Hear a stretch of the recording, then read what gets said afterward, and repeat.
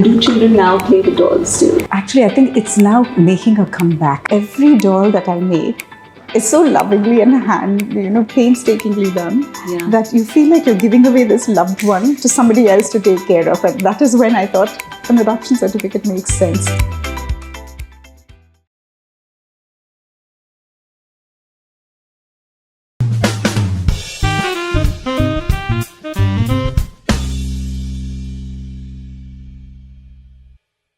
Hello and welcome to another episode of the Strobe Light series.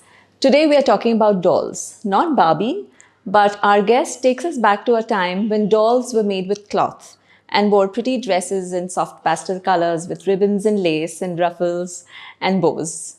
We are going to meet Mia and her amigas or her friends, and we are also going to meet our next guest and our client, Namitha Charles, who is their creator.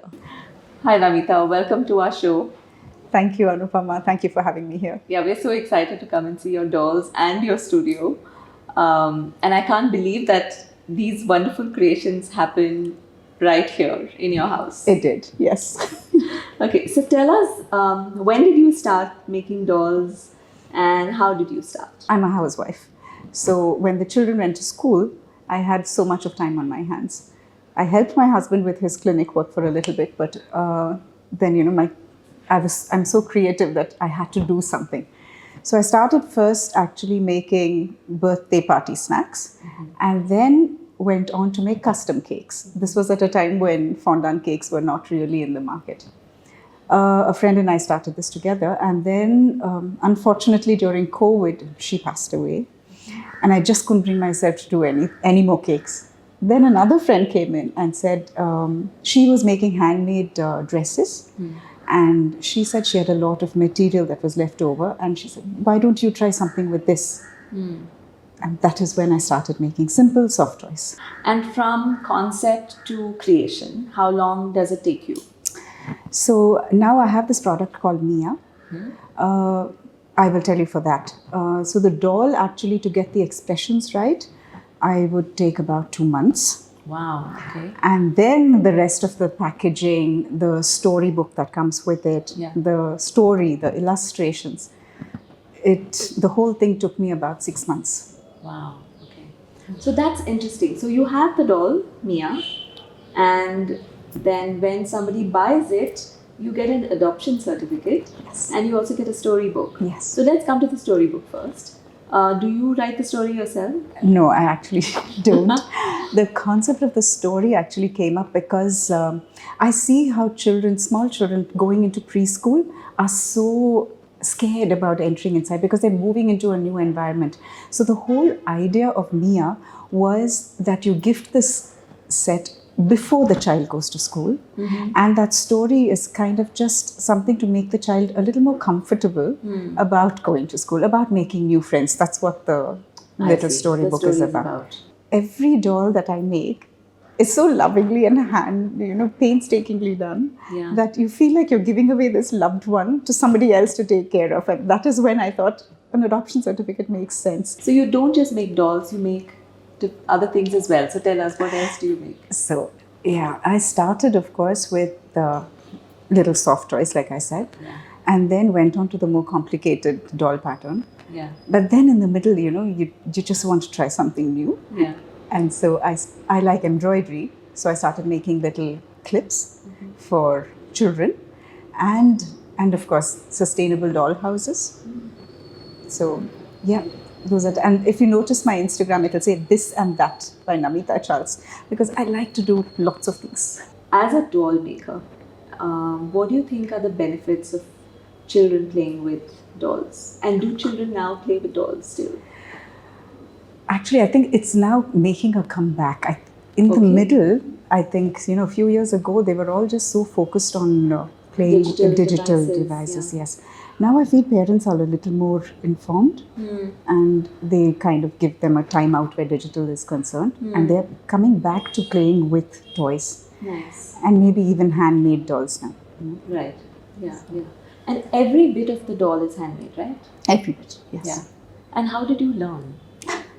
I'm self-taught. Self-taught? Yes. Are you going to expand this line of storybooks? The whole idea of Mia was that I would have different characters coming into Mia's universe. And maybe a child who is Mia's a shy doll. Okay. So that is her character. But I wanted other characters coming in who were maybe very friendly and outgoing, and maybe another character who is a little nerdy. And I would like to kind of make this universe work. Yes. Yeah. So currently are you working with anybody, or do you do all the dolls yourself? So when I started Mia, I was thinking of expanding it. So I did get in touch with this group of women in just near Chennai, in a little township near Chennai. And I have trained them to make the dolls my way. And so I'm just waiting for this to take off, to tell you the truth, so that, I can expand this whole business. Nice, yeah.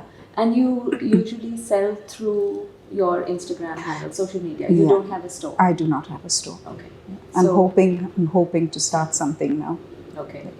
So Namitha, this is a question I ask all my guests. How did you hear of Peak Alpha, and how has this association helped you? So a friend of ours told me that doctors really don't know how to save. And he suggested that we meet an advisor and put us on to Peak Alpha. So I went and met Priya Sundar, and the rest is history. She was so approachable and explained everything so clearly. It was detailed. The things that she asked were so detailed. Daily expenses, monthly expenses for my future. And when I lost my husband in 2019, she was like a rock, such a support. And I did not have to worry for anything, because everything was planned and put into place.